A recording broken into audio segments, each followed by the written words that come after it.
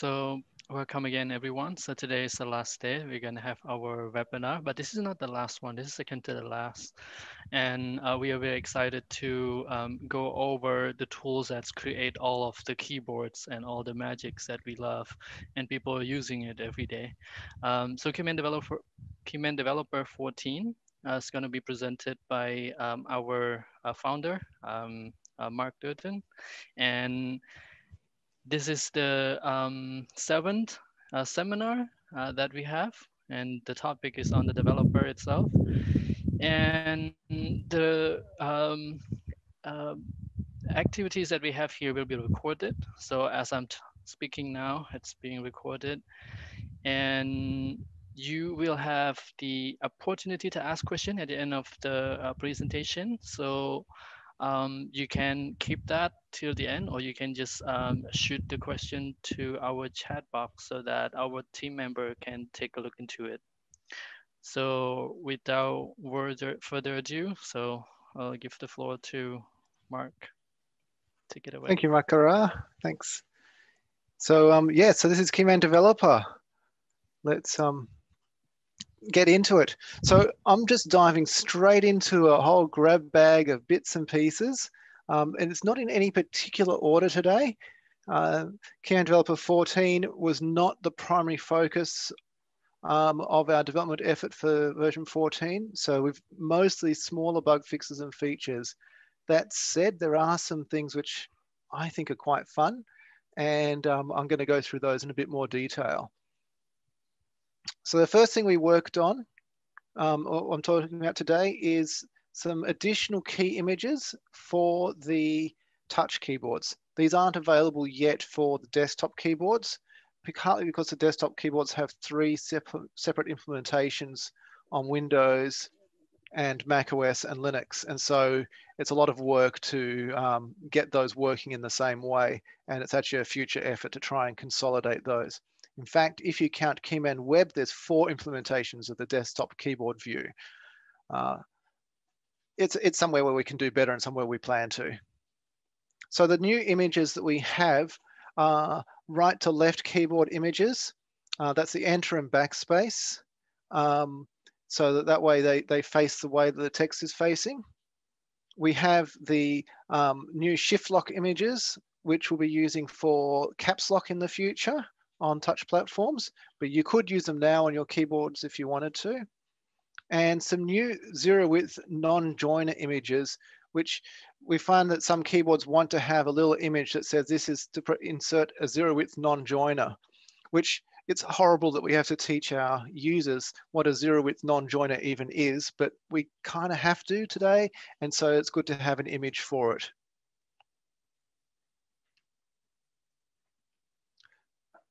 So this is what the new enter and backspace images look like. Just give me 1 second here to type that properly. So the keyboard directionality will be detected automatically if you use the star enter star or the star BKSP star shorthand for the key to cap. So you can see if you do this and it's a right to left keyboard, it's going to give you the enter facing this way and the backspace facing this way. I've got those back to front, haven't I? But if you really want to use a left to right enter even on a right to left keyboard, you can do that by using the new LTR BKSP and LTR enter, or vice versa. You can use the RTL enter and the RTL BKSP. And I think I've got all of those the right way around. The capital letter in BKSP is actually important.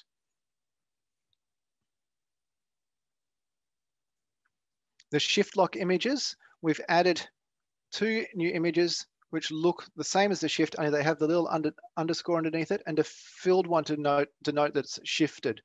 Right now, we're not using those in version 13 or 14 of Keyman, but in version 15, we're planning to add a supported caps lock layer, which is where we're going to use these images. And we just got them into the image font early because it's less work later on. So the primary difference between shift and shift lock is just that little underscore under the shift to say that, hey, I'm actually locked on now. For the zero width non-joiner, there are four different ways you can specify it. You can use star ZWNJ star. That's not going to work on older versions of Keyman, obviously, because this is going to say star ZWNJ star. It's not the end of the world, but it's not very pretty. You can also use less than bar greater than, which at least is sort of visually the same as the image that's used on Android. So this is what we actually recommend that people use, is that less than bar greater than if they want to have a zero width non-joiner key. And then Keyman will automatically show that image on Android and that image on iOS, which is what they'd see on their system keyboards if they're already familiar with those. Again, if you really want to, you can use the iOS or Android specific version of the keycap, but we don't really recommend that.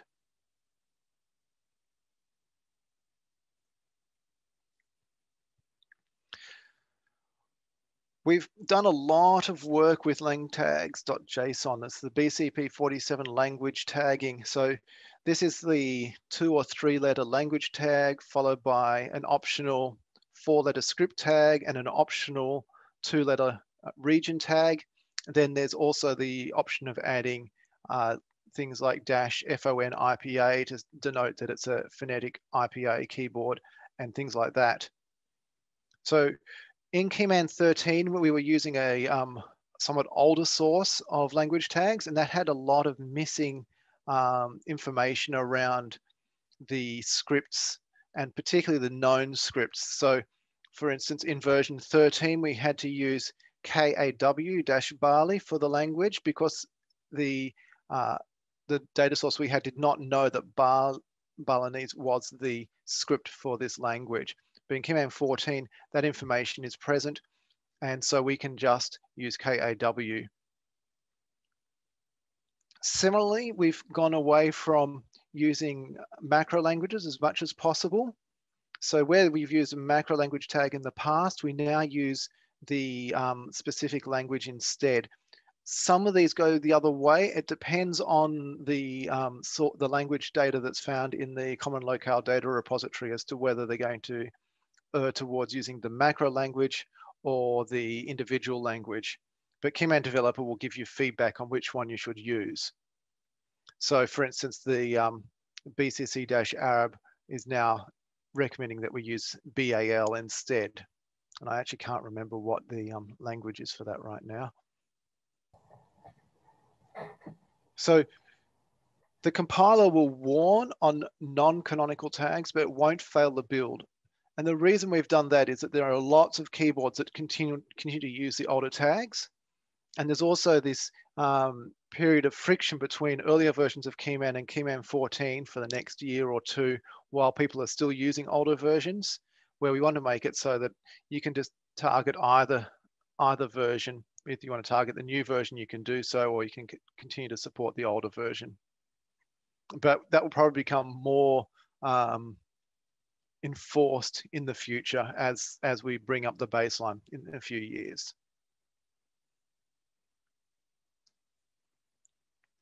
For keyboard packaging for distribution, we had on the back end of keyman.com, we were delivering keyboard package files to desktop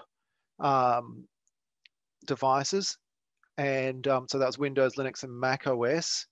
But we were still delivering the compiled JavaScript keyboards for iOS and Android. And that meant that we also had to supply fonts separately. And it also meant we had a separate catalog. So we had 2 different catalogs for the keyboard packages and for the JavaScript keyboards. And there was some confusion between the 2 catalogs, and it wasn't a 100% match. When we consolidated the keyboard search in version 14, which was the simpler and smoother keyboard search feature, that was also the opportunity to make sure that we had just one single source of KMP files for all of the end user platform apps. So that also means that mobile apps will have access to the README and the welcome documentation offline, which is a big advantage for users who may not be online all the time. The only thing to be aware of is Keyman Engine for Web still works with the unbundled JavaScript. Keyman Engine for Web is targeted at web developers. It's not targeted at end users. And unzipping a KMP file because a keyboard package file is just a zip file internally is something that's not ideal on a website because it's costly. So we decided that we would continue to use .js files for Keyman Engine for Web directly and let the website developer make the decisions on how they want to distribute that and make that available on their website. That doesn't impact the vast majority of end users, so we figure that that's a good balance there.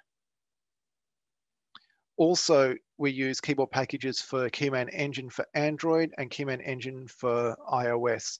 So if you are using an older version of Keyman Engine in a standalone app, when you update to version 14, you'll have to update your keyboards to use the packages rather than the standalone JS, which is actually a whole lot easier anyway.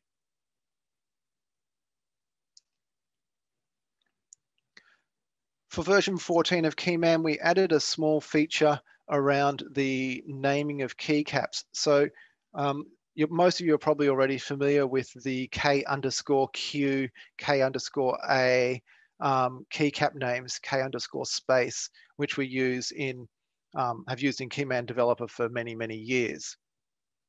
Those names are easy to understand, but they do have the disadvantage that they're based on the US English keyboard layout.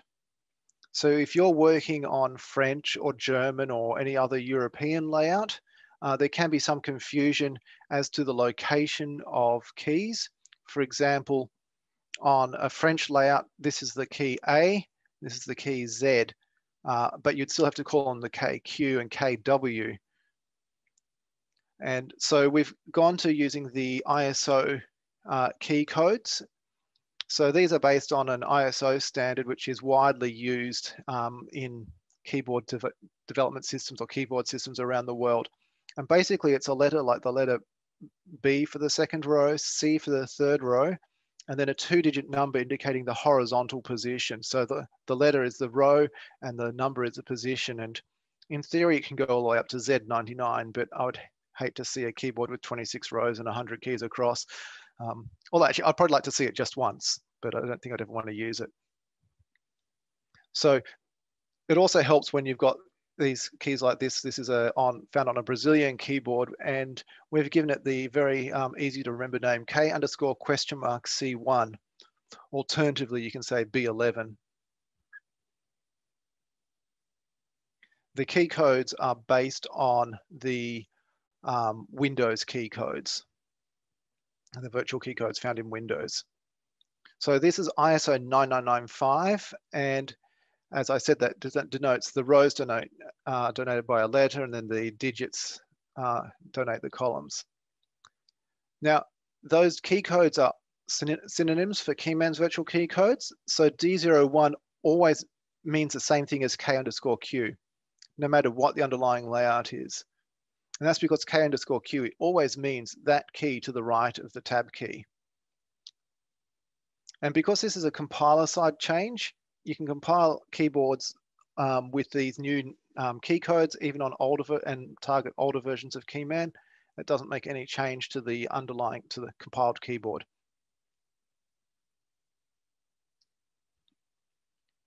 Another feature we added in version 14 was range expansions.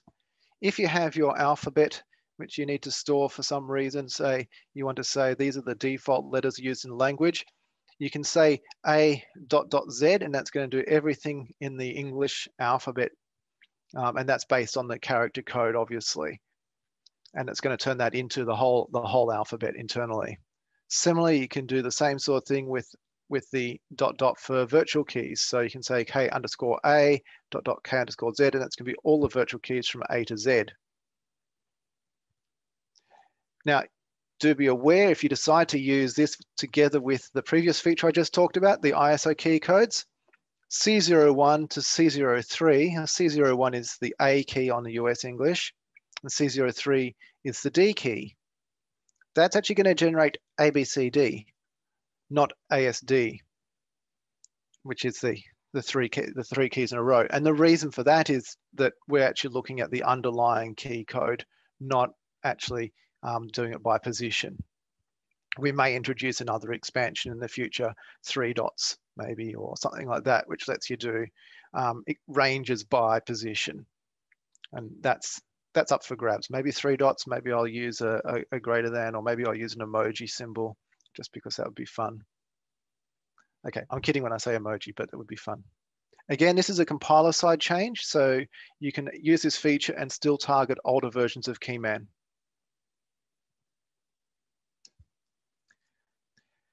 Next, we have the cased keys store. And this is something which has been needed for quite a long time. Working with caps lock in Keyman keyboards has been quite onerous at times because you have to specify the capitalized and the uncapitalized rules for every single keycap that's affected by the caps lock key. So in the past, what you would need to do is have a set of 4 rules for each key, because you have to do caps, but then you also have to think about non-caps, and then you have to think about the shift key interacting with that. And because it's really the same thing twice, when you're actually working with it, it can be quite hard to remember which goes where. And I always found these keyboards quite painful to read. The Keyman import from Windows keyboards would generate these 4 rules, and it's just many rules. So it's quite hard to read, and I always get the ordering mixed up between end caps and caps shift. So what the cased keys store does is it says anytime you have a key in this range, and here I'm using the range expansion again, it's going to duplicate those rules. So if you've done just KA and Shift KA here, it actually is going to duplicate the KA and the K Shift A and add the end caps and caps and turn it into those mappings automatically, which means your keyboard becomes a whole lot shorter to read. It also means doing lists of stores works a lot better because you're only having to do 2 sets of stores and not 4. So I'm really actually quite happy with this one because it makes the keyboards much more readable. And again, it's a compiler side change, so you can update your existing keyboards and they'll continue to work in older versions of Keyman. I like compiler side changes, in case you hadn't noticed. So this one, however, is not a compiler side change. It's impacted both the compiler and the end user products. So the Keyman for Android, Keyman for iOS, Keyman Web. So in previous versions of Keyman Web and the mobile products, we were unable to support having a rule which had said not any vowel and then something else, and then to omit that character which was not matched here, which makes the not any not very useful, because that's typically what you want to do is actually, oh yeah, I want to keep that, but I want to do something special here. So we finally fixed that in version 14. And so now you can say this rule, not any vowel, B plus C will then emit that character which was matched there, whatever it wasn't one of those, and the capital BC. That's not very useful in that case, but it's quite useful in a lot of keyboards. Sadly, as I said, this one does require updating to version 14 on the end devices. So now I've got a bit of a grab bag of selected user interface bug fixes and improvements. The keyboard fonts dialog, it had a list of fonts in the dropdown, but actually some fonts would be missing.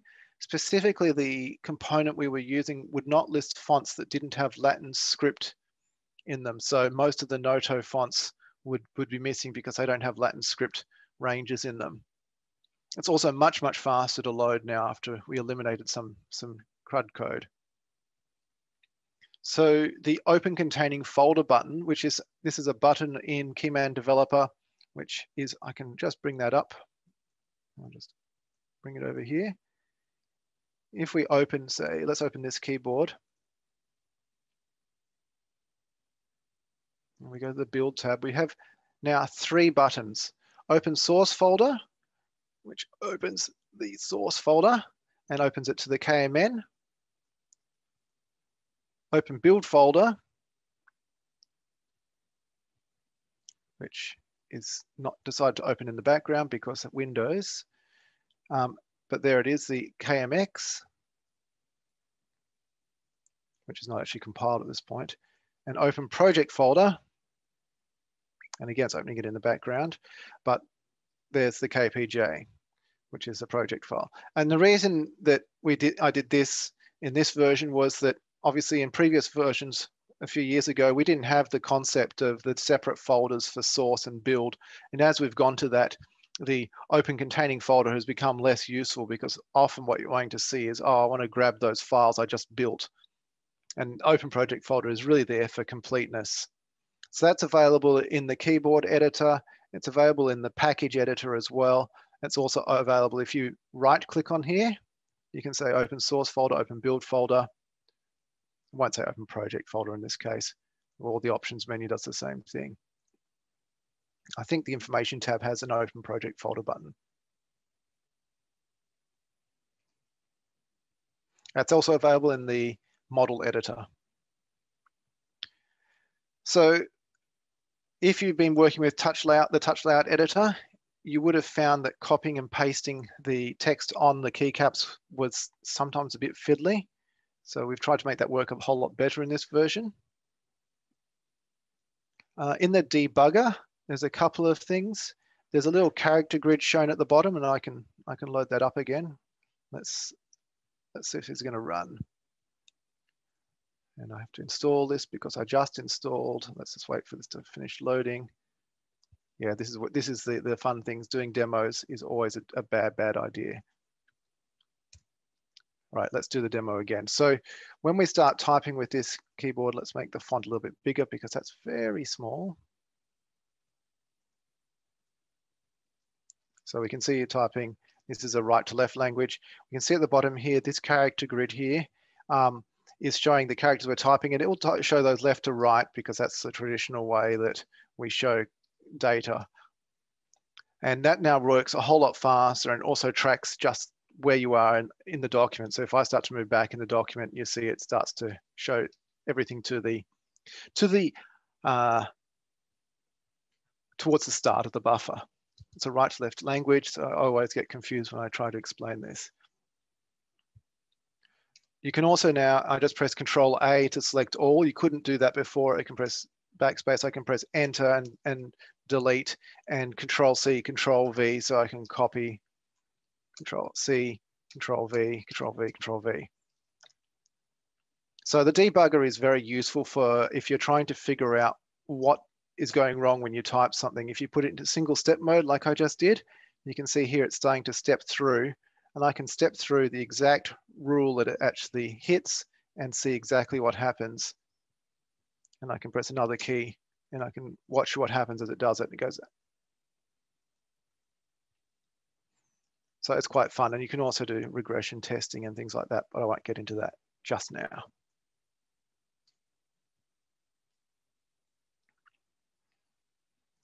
The lexical model editor had a bug in it where you could enter some data. In some situations, you could enter data into the word list and then you'd save it and it wouldn't save. That's not ideal, I guess I would say. So we've now fixed that so it does save. And the editor itself, all of the editors now respect the tabs versus spaces settings in the tools options. Now, I've got this, if you want to use the use tab character, they now respect that. However, if you do use the tab character, I will be unimpressed because I'm a spaces guy.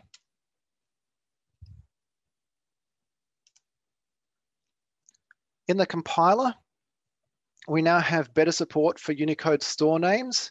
So if I go back into here and I go store of, let's get a, that will now work properly. I'm not sure if emoji are the best way to name your stores, but I'm not going to stop you, and neither will Keyman Developer. Similarly, you can see in this little code sample here, you can use named character codes, which is using the dollar to as a shorthand for saying outs, and that will now work. That's particularly helpful if you're trying to describe things in other scripts where you're trying to actually use the name of a letter in another script. We've made a restriction on option stores. They should only use A to Z, 0 to 9, and underscore in identifiers, and that's as a compatibility thing. So where we've gone to say, oh, you can use anything in most stores, variable stores or option stores can only use those letters and those characters. And the reason for that is that the option stores are saved into persistent storage through a variety of systems. And we just want to reduce the complexity of dealing with changes that happen when you go between different encodings and normalizations and things like that for those stores. When you compile a package now, if you go into your package editor, and we'll have a look at this one here, and you go to your keyboard list, and if you've forgotten to add in languages here, the compiler will complain and tell you that that's not a good idea because it won't install on mobile devices if you don't do that. And even on Windows, it's going to end up being associated with your default language, which is really not what we want. Now, if you use the if statement or the null statement in the context, the compiler will require you to put them at the start of the context. Neither of them ever worked properly anywhere other than the start of the context, but the compiler makes sure that you do it. And finally, on this page, the compiler normalizes touch layout properties better, which means that when you're actually laying out your touch layout, which I've got one here,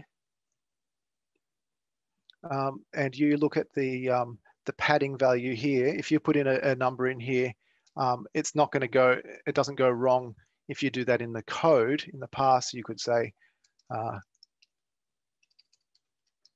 padding :3 like that, and that would actually go wrong because it actually should be a string, because in theory, you can put a CSS measurement, although we don't currently support that. So naturally, it makes sense to not use the quotes, and the compiler will sort it out and put the quotes in as needed.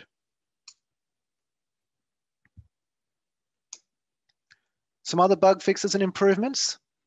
When you're generating an on-screen keyboard, you won't get extraneous layers and keys from having blank keys. And this particularly happens when you're working with a Windows keyboard where things like control space are defined as always generating space.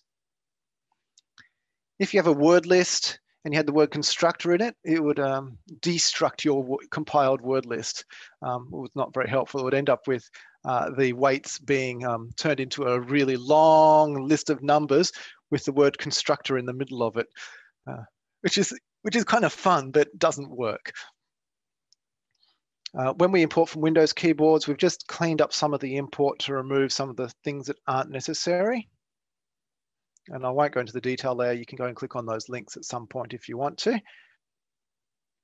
And because model TS files are required to be UTF-8 format, encoding, sorry, we're now making sure that that happens when you open and save them. Otherwise, you can end up with some problems if there's anything in them that's outside the normal ASCII range, which often happens when you're putting in punctuation and things like that. And loading Keyman Developer from the command line is more reliable. So it turned out in the past that if you tried to open a project from the command line by typing Tike, T-I-K-E, which is the Keyman Developer program, and then a keyboard file name, it would look in the wrong place for the keyboard file name. I didn't know anyone was doing that until I got the bug report. And importing a touch layout from the on-screen keyboard now handles the multiple modifiers. So if you use Control and Alt and Shift together or things like that, it does a better job of getting that right. Now, I'm only going to touch on this really briefly because Joshua is about to go into this in a whole lot more detail. but we've added more flexibility for casing specifications for lexical models. So this allows you to say how the language maps upper and lower case. So many languages have letters that aren't found in English, for instance, or they may have some interesting cases where the mappings aren't the same as in English. And so we've tried to add some more flexibility to make that work more reliably. And the model compiler itself will merge duplicates when it finds them and normalize words to NFC when it's compiling the word list. And this means that when you have multiple word lists, you don't have to worry about the duplicates being in duplicate words in the multiple word lists. And you also don't have to worry about the purity of the normalization of your input data anymore. Okay, so that's all I've got to share right now, and I've got plenty of time for some questions.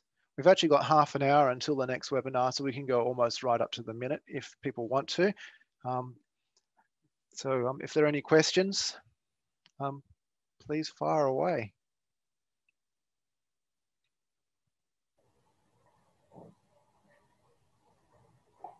Earlier in the chat, we had a question.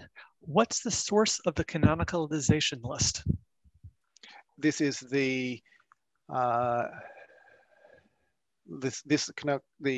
BCP 487 canonicalization. Yes, so that is coming from a source called langtags.json. So this is an SIL product that has emerged originally from the Common Locale Data Repository and then has a whole stack of additional data in it, so that the extra script information and extra region information. It's open source data, so anybody can go and grab it. And I can't remember the exact source of it right now, but somebody could look it up and throw it into the chat.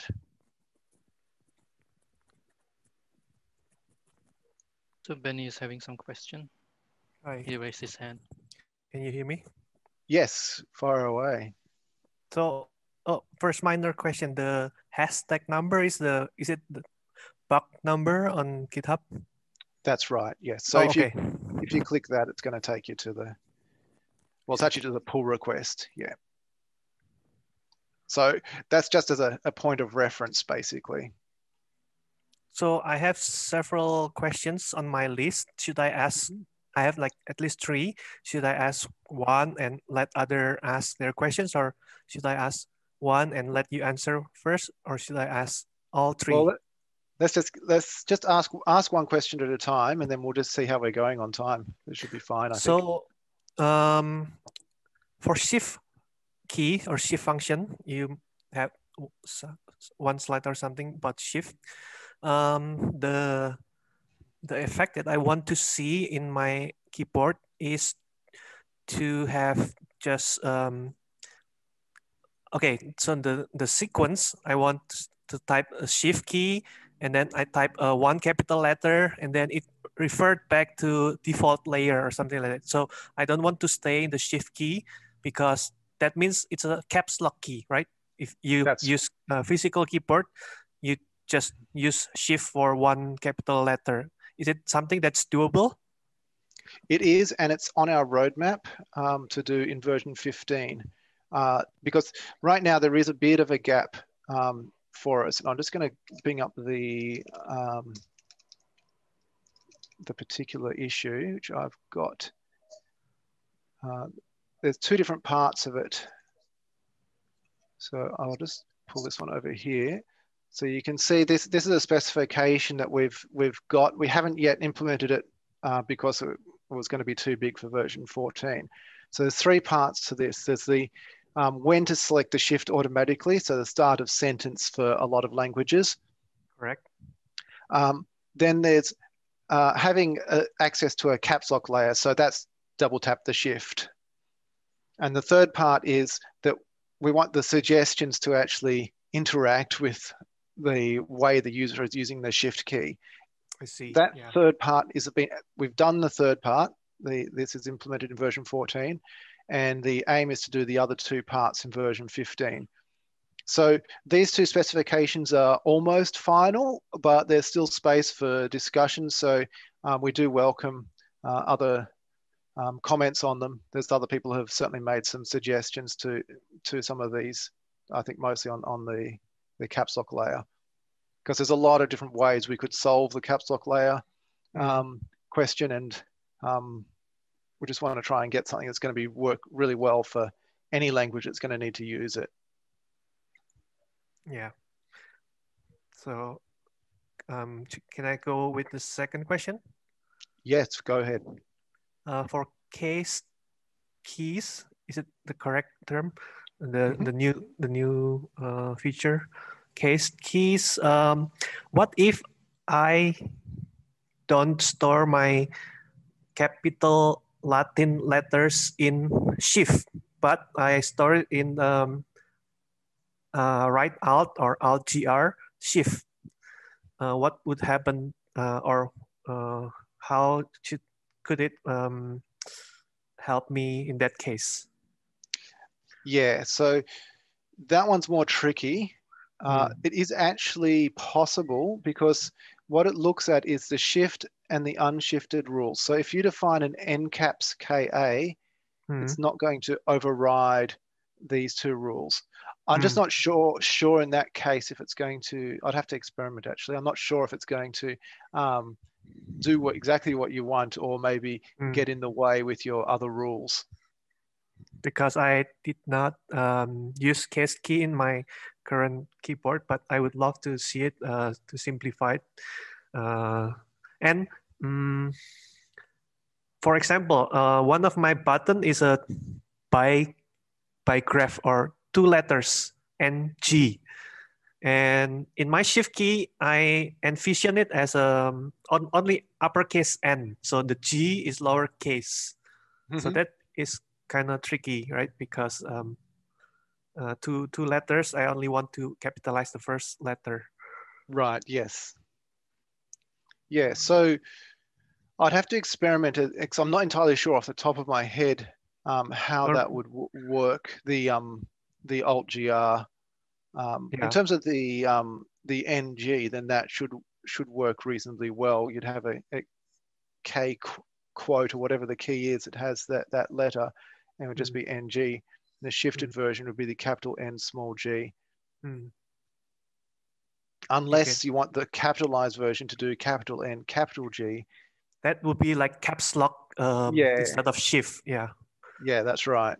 And in that case, what you would do, I think, is you can just do an override for that particular key, and the compiler recognizes that and doesn't expand it. Okay, that's my second question. Should I go to the third question? Yeah. Let's do it. For the third question, I think visual would help, but I don't have a visual with me. I just have to explain it. So I have a lot of. I'm experimenting with dead keys, and in my code, in my KMN code, I came to think that it would be best for this particular keyboard that I'm writing if I could store dead keys in a store function. So store, I call it, the variable name is dead keys, and it has members dk A, dk B, dk C, and so forth. Yeah, I'm just going to visualize that a little bit. Is it better if I post the screenshot to some? Well, I can let you do a screen share, but we'll probably just make sure we don't do too long. So you should be able to share your screen now. If you have that. Let me grab the code. I'll just click stop share on my side. Okay, I will share my screen. Is it that anybody see my screen? Yes, we can see your screen. Okay.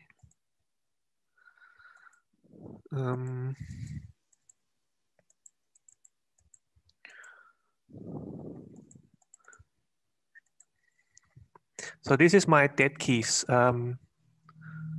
So KQ is dead key called Pangon, KA, KU, KI, KO.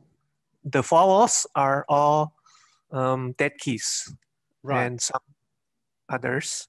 So I have like almost 15 dead keys. And then here I have to repeat all the dead keys plus the same. So if I press the same button twice, it should Mhm. produce the keycaps. And if I decay each of them plus any other characters, it should produce the characters that was typed secondly, and then followed by the first dead key, something like that. So yeah, I mean, this is like It's very almost repetitive. 50, Yes. yeah, 50 lines that could be summed by one or two line of code. Yes. The simple answer is yes, you can go ahead and use dead keys in a store, Okay. and it should Oh, work exactly the same way. because I tried and it gave me error. So I thought it was not able, but if you said, okay, so I might Yep. have, okay. If I you need have to try it. any trouble with that, then I think just jump onto our community forums and we can I try and see. figure it out Okay, there. sure. Yeah, I will follow up in the forum. That's all my questions, and thank you. All right. Well, thank you. I'll do my screen share again.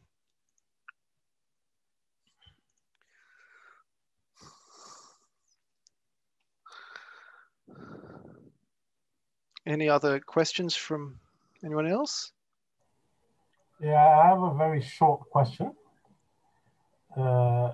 It's what is like normalizing when we were mentioning it on the in compiling the lexical model. Yes.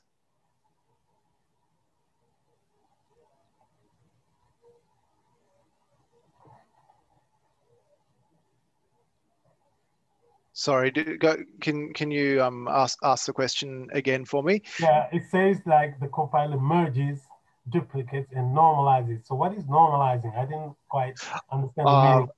Sure, sorry. So normalization is a process in Unicode where you can write certain characters in different ways. So I might just go into Keyman Developer again. And if we go A, and let's go to the character map, and we'll go, I can now put in this acute. Actually, if I need to probably put this in quote marks so you won't be able to see it. Is that very small, that character font? That font, it's probably a bit hard to see right now. So we've got this A here. And if I put in that, you can see that looks like a single character, and you can actually store it as a single character like this. So this has got the code, we can see it here, E0. If I actually go here and I put these together and select them, you can see that there's two different ways that these are stored. One is A and a combining graph mark. The other one is as a single character E0, so 61300 or E0. So normalization is just the process of switching between those two forms and doing it in a way that makes it consistent. So if you've got a mix of these two different forms, what will happen is that Keyman Developer Compiler will turn them all into this combined form, and the composed form it's called. Normalized form C, normalization form C means composed. The other normalization form is normalization form decomposed, which means it breaks out things like diacritics and makes them all into separate characters behind the scenes.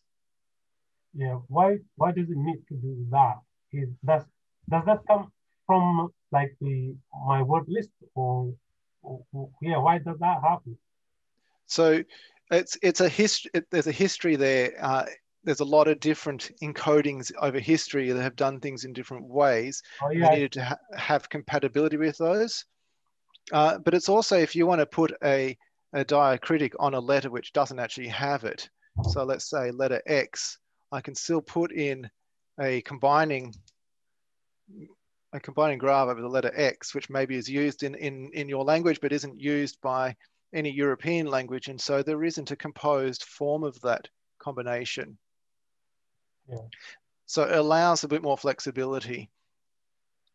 And the primary thing we have to do is to say, we want to make sure we're consistent in how we use it in the lexical models, so that we don't end up with the same word in the lexical offered to the user twice, just because they've got a different normalization form. Thank you. Yeah, I get it. I get it. Thank you. What's the difference between shift lock and shifted lock? That's a very good question. And that's actually giving us flexibility when we do the next version and decide how we want to actually present the caps layer. So currently it's just two different icons that you can choose. That's right. Which one you want. That's right. Yep. And I would say probably it's not a lot of value in using those icons until we finalize the caps layer specification. I will point out that right now in Keyman Web, whenever you're at the default layer and you're not using shift, the on-screen keyboard will show a symbol for shift. If you press the shift, you then have shifted, which is the filled-in version. So if you wanted to swap to a caps lock later through some sort of select or make a special key for that, then that key would have the unfilled version when not active and the filled version when active, for example.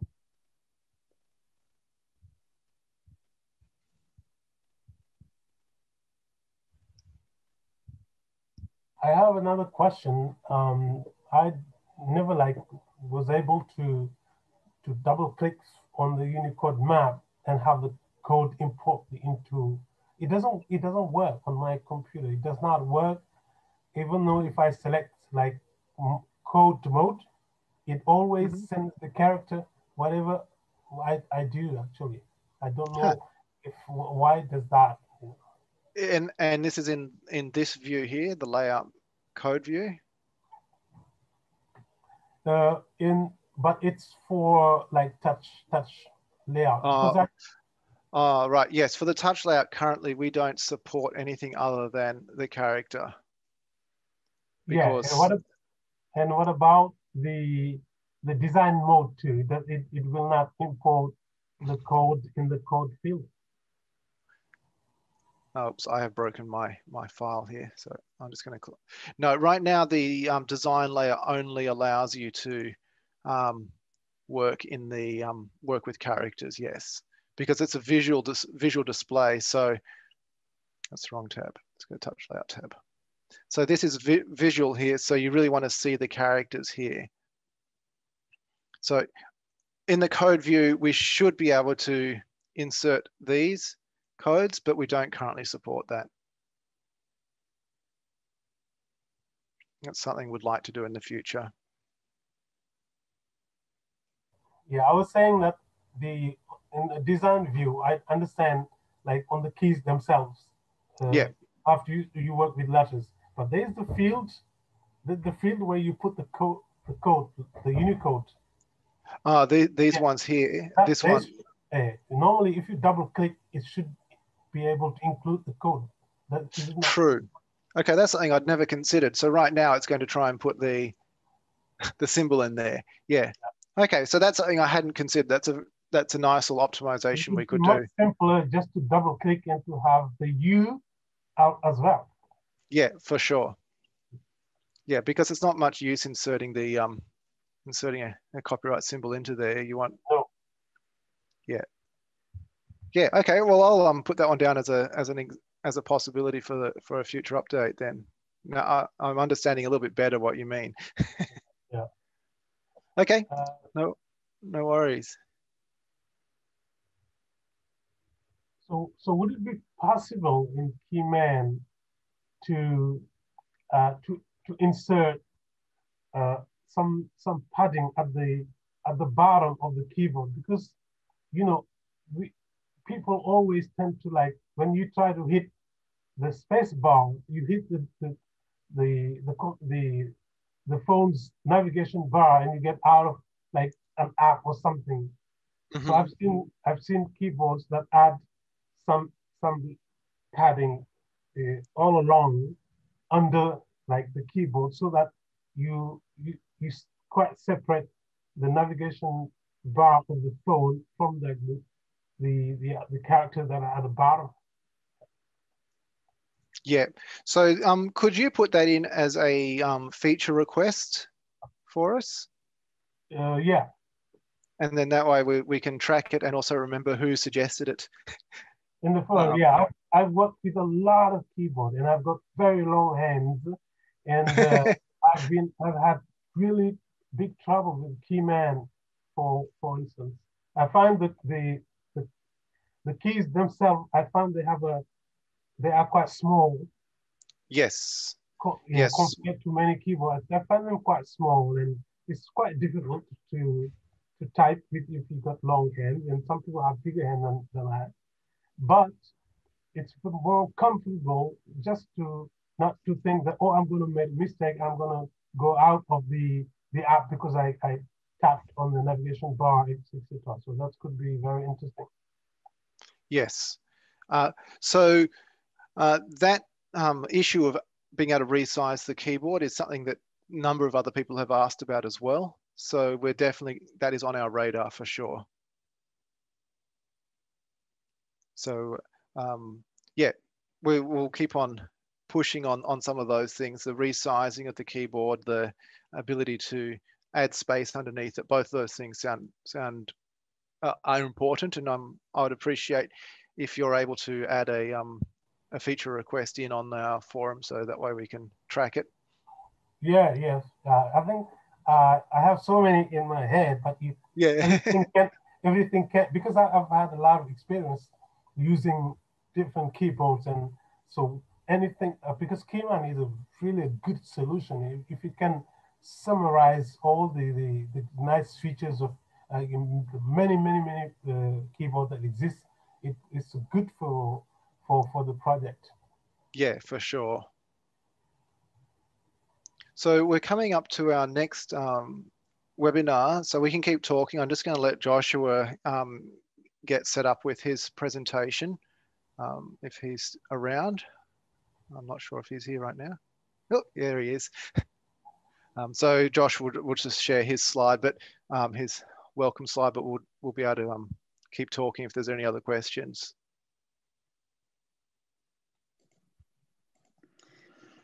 Yeah, just a short one, if I may. I'm just not quite sure how to download sources from GitHub. For example, if I want to download the Galaxy Greek mnemonic, go to keyboards, release G, Galaxy Greek mnemonic source, but then how do I have to download the individual files, or is there a way to download the whole package as such? So it's something that it'd be nice if there's a way to download just one folder on GitHub, but right now there isn't a way to do that. Interestingly, it's a project we're working on called Keyman Developer Online to be able to do that a whole lot better. But that will be a little bit long of time before that's done. The normal way we suggest is you download the whole repository using Git. If you're going to be doing work regularly with the repository, then that's a good thing to do. But it's a large repository, so that's not necessarily ideal. Mm-hmm. It's about 1 gigabyte, I think, altogether. Because then you have the full, every folder, and you have everything accessible. Once you've downloaded it once, it's very quick to get updates and things like that. There's a website which talks about how to do that. Let me just grab the link and I'll share it in the chat. Okay. So just try to find the right link now. Can't find it when I want it. Here it is.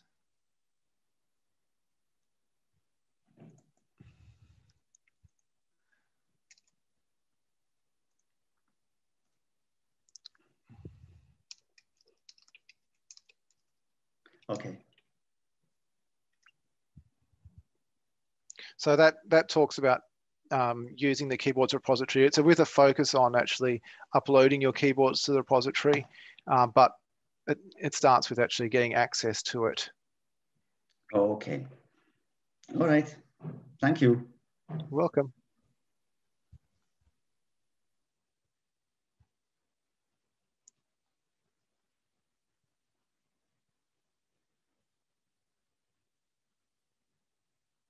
So we've still got 5 minutes until the start of Joshua's presentation. So we've got time for more questions if anybody has any questions.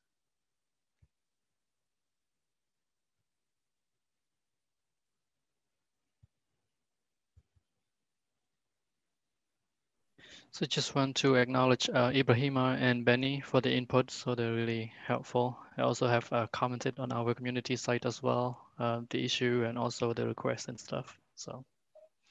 Yes, and also both of them have submitted a localization for Keyman this week, I believe, in this last week or so. One for Indonesian and one for Fulla. Is that right? Yeah. So congratulations on that. We just pushed the publish button on the Fulla one about 3 hours ago, so that's now out there. You should be able to get an update and get access to it. That made me jump out of bed. Because I wasn't expecting it to happen right now, you know. Very good. Yeah, it's exciting. It'll take a little bit longer to appear on iPhone because it has to go through the App Store approval process, but it should be live on all the other platforms. Okay, thank you. Tia Busan. That was just me thanking Ibrahima. Thank you very much.